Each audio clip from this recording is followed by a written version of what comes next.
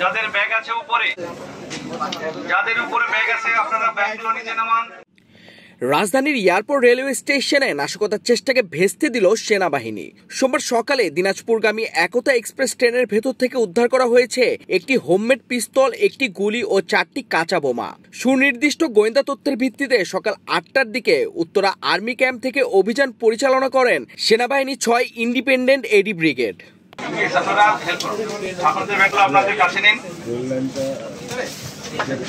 ট্রেনের একাধিক বগি তল্লাশি করে চাল ভরা বস্তার ভেতরে লুকানো এসব বিস্ফোরক উদ্ধার করা হয়। ঘটনাস্থল থেকেই 4 জনকে প্রাথমিক জিজ্ঞাসাবাদের জন্য আটক করে নিয়ে যাওয়া হয়েছে উত্তরা আর্মি ক্যাম্পে।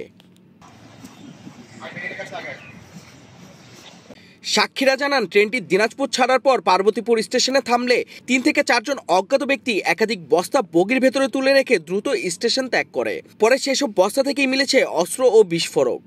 সেনাবাহিনী বলেছে, নাগরিক নিরাপত্তা নিশ্চিত ও নাশকতা প্রতিরোধে সমন্বিত অভিযান আগামী দিনগুলোতেও অব্যাহত থাকবে।